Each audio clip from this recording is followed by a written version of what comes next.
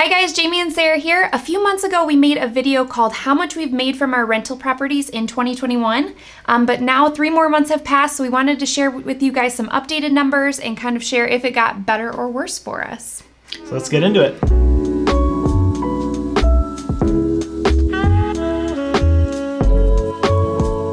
We've mentioned this before on our channel, but rental properties are actually one of our main sources of income.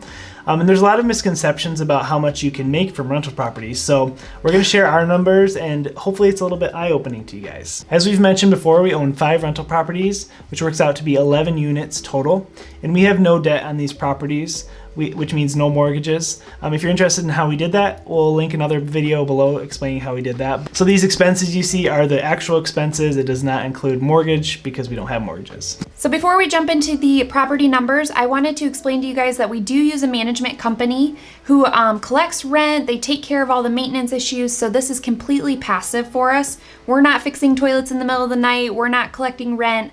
But they do take a 10% fee for that each month, which we think is well worth it. So just so you guys know, so when you see the numbers, that is including a management company fee. So this first property, when we made our video for January and February, we had a net income of $2,889, so that was pretty good. For March, we had a net income of $1,511. This is for a duplex.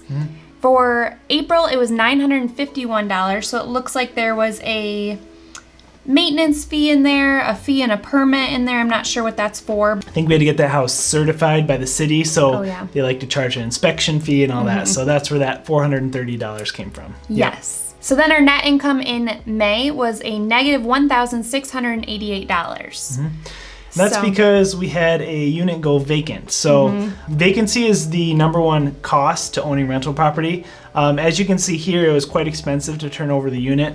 We had painting and decorating for $1,200, maintenance and repair, and then also building supplies for $300. So that totals around $1,800 just to flip the unit. But not only that, now the unit is going to be vacant for a month, and there's a new lease fee of a half month's rent when the management company fills that unit. So that right there is about 2.5 months of rent for this property just for one vacancy. So and that was just one side of this unit costing us all that money. So we also got an email from our management company that this particular neighbor that moved out was driving away all the other neighbors. So it kept causing vacancies in the other unit. So it's really kind of a good thing to have this particular tenant gone. And then now the rents can be raised as well because she had been there for several years. So it was expensive, but hopefully long term it'll be a good thing for that property. So our grand total from January through May for this property was $3,663, which works out to about $732 a month in net income. So we like to use something called the 50% rule, which means typically on a property, your net profit will be 50% of your gross rents. So if you rent a property out for $1,000 a month, you can expect to profit $500 per month from that property. That's before your mortgage. So if you look at this property, it did pretty well for us, but it still didn't quite reach that 50% rule because of that vacancy. So we're supposed to get around $1,800 a month gross for this property, which would put, in theory, $900 a month in our pocket, but we were only getting $732 per month. So averaged. Yeah, averaged out. Yep. So it does change from month to month. So hopefully by the end of the year, now that we have a new tenant in that unit, we'll be able to average out for that 50%. But so you can see those expenses really do add up. So this next property we bought about a year ago. It's a 4-unit. This property is not our favorite right now because we actually pay for electrical and gas, meaning that the utilities are not actually split. We have that in the works. It's been in the works for about a year, but because of all the pandemic stuff, it has been put on hold. So hopefully in the next couple months we can get that done. What that means is that this property is kind of expensive to us right now. We have a lot of bills every month for it. So let's get into these numbers. So this property, we had another vacancy. We've had a couple vacancies in this property since we've bought it, which have been expensive, as we mentioned before. They are 1-bedroom apartments, so we think there's going to be more frequent vacancies. People tend to move out of those quicker than, like a family home. So this property had a vacancy, and it was about $1,500, looks like, to flip it. So $1,200 in maintenance and repairs, and then painting and decorating $340. So you can also see that in this property there was a electric bill for $321 that we had to pay, and also a gas bill for $213 that we had to pay. So that's about $550 that came out of our pocket because the utilities aren't split. So that's why we're working on splitting the utilities in this property, because every month it'll probably save us at least $500. So that's huge. So our net income for this property for March was negative $801, which is because of that vacancy. For April, it was a positive $1,738, so that was really good. And then in May, it was a positive $521. Which is interesting. I think, So it looks like there's some maybe late payments going on. We're gonna have to check in with the management company. A lot of times they're gracious with people, and if they're a couple days late, it's okay, but it won't show up on the statement until the next month. So, Right. we'll have to keep an eye on that. Our grand total for this property for the year is a net profit of $2,247, which works out to about $449 per month. Not very good for a 4-unit.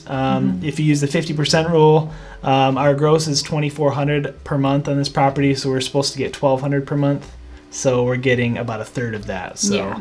not very good. But again, that's because a big reason for that is because of the utilities. So we really need to take care of that. So the next property is also a duplex, and we had a vacancy again. So as we mentioned before, we have 11 units, so the probability of 3 of them going vacant within a 5-month time period is low, but it did happen, and so that kind of stuff happens. So let's take a look. For January and February, our net profit was negative $673, which is not good.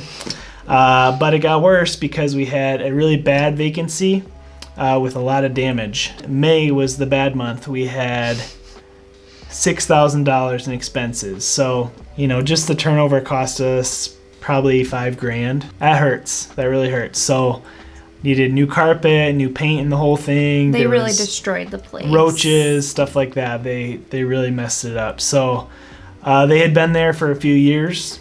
So that, I guess, is sort of okay, but it hurts when you have a property like that. A majority of our properties are in low income areas, so this kind of stuff is a little bit more common. That's a risk you take with buying cheaper properties. We kind of just have to accept that happened. It's a big bummer though, because that's, that's a lot of months of rent, so there is a positive spin to it though, because the people were paying $850 a month, and it was a 3-bedroom, so that's really cheap. We just rented out for $1,100 a month, so that's $250 more a month gross that we're going to be able to get from this property. So that's a positive spin to it, but it still hurts, and yeah. That's why you would not want to have a mortgage on this property, because that's going to hurt you, and you might be panicking a little bit if you were to have a mortgage on it. So our grand total in profit for this property is negative $2,965 for the year. So that averages out over 5 months to be negative $593 per month. Not good. Not good at all. But I mean, this kind of stuff happens. You have to be ready for it. It's part of the game. So this next one is our newest property. It's actually our only single family home. For this property, our grand total for January and February was only $135 profit. But again, that's because they had to fill it. It was a brand new home. There was kind of some things they had to fix on it and get ready for a new tenant. So for March of this year, our net income was $1,341, so that's pretty good. April was $1,071, and then May was $811. So kind of got a little bit less each month. So this property is Section 8, which means that the government pays for their rent. That's great for us because we're guaranteed to get paid every month. But because this is a new tenant placement, the numbers haven't quite gotten on the right schedule yet, so that's why the total in March was $1,300. We only charged $1,200 a month in rent for this property, so it's kind of all over the place. I think from now on it'll be more correct from month to month and more steady, but that's why there's that variation there. So this looks like a pretty good tenant. So there's not a lot of fees as far as maintenance goes. So our grand total for January through May of this year for this property is a positive $3,348. So that's pretty good, especially because the first 2 months were hardly anything because they were they were getting it ready and filled. So that turns out to be about $669 per month that we're making off this property. So not bad. So that is actually higher than the 50% rule. We get $1,200 a month in rent, so we should expect to keep around $600. So that property is doing all right. So Yeah. Can't complain. All right, last property. This is our property we've owned the longest. It looks like our net income for January and February was $312, so that one didn't do great. We had a water heater we had to replace, so. Yep, so then it looks like in March we got $397, and then in April we got $1,718, and I think that's because they were catching up on previous month's rent. Yeah, if you remember the previous video, these guys were kind of late on the rent a lot, and so it looks like they finally caught up because we're only supposed to get $1,000 a month for this house. Yep. And we got $1,700, so it looks like they paid up, which is great. Yes. In May we got $31 for this property, and that looks like it's because there was some maintenance issues, a plumbing fee. Maybe they didn't pay their full month's rent again, so they'll probably catch back up in a couple months. So May was a lower month for this property. So overall for the 5 months of the year, we got a positive $2,458 for this property. That works out to be about $491 per month. So that is really close to the 50% rule for us. So now that we went through each individual property, we thought we would total it all up and average it out so you guys can see how much we're making per month off our rental properties in 2021. So we added it up and divided by 5, and we are making about $1,751 per month profit from owning our rental properties. Not great. That's no good. No good. As we mentioned in our last video, our gross rents are around $8,000 per month. So it's supposed to be 50% of that we get to take home, which would be $4,000 per month. We're only taking home $1,750, so yeah, so that's about no good. 22% of that $8,000. But like I said, the chances of having 3 units go vacant out of 11 in the 5-month time period is pretty low. So I assume by the end of the year, we're going to bring that back up to around 50%, but it's hurting right now. The biz, Stay tuned. The biz is not good, so we're gonna have to keep doing these updates because hopefully it gets better for us. Yep. I think for everybody it's been such a weird year. A lot of people are moving because of job issues or just changing cities, that kind of thing. So it's definitely just been a weird year for everybody, which as rental property owners, it's been a bad year. So hopefully it gets better for us. If you guys want to see an update video in the next 3 months, let us know in the comments below and we can do another one and see if it gets any better. Right now it's not great. Yep. So I think a key, the lesson to be learned with anything really is that you need to have multiple sources of income coming in, especially if you're self-employed, because one thing may flop and then something else may flop, so you want to have just different sources of income coming in. So hope you enjoyed this video. We're lots a little of numbers. tired from... Yeah, it's a little bit depressing looking over for us, so send us heart emojis in the comments. Encourage us, please. All right, we'll see you guys next time. Bye. Bye.